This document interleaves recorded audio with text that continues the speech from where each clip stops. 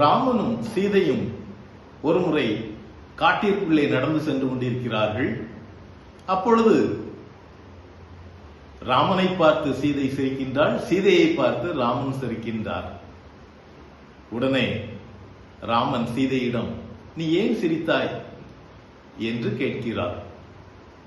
சீதையோ ராமனிடம், நீங்கள் ஏன் சிரித்தீர்கள் என்று கூறுங்கள் என்று சொல்லுகிறாள்.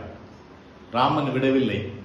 நீ ஏன் சிரித்தாய் என்று சொல் என்று சொல்லும் பொழுது சீதை கூறுகின்றாள், அதோ அங்கே நிற்கின்ற யானை கூட்டங்கள் உங்கள் கம்பீரமான நடை அழகை பார்த்து தலைகவிழ்ந்து செல்கின்றன, அதை பார்த்துதான் சிரித்தேன் என்று சொன்னாள்.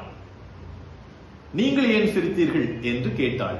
ராமன் கூறினார், அதோ அந்த அன்னப்பறவையை பார், உன்னுடைய அழகான நடையை கண்டு அது தலைகவிழ்ந்து செல்கின்றது என்று சொன்னார்.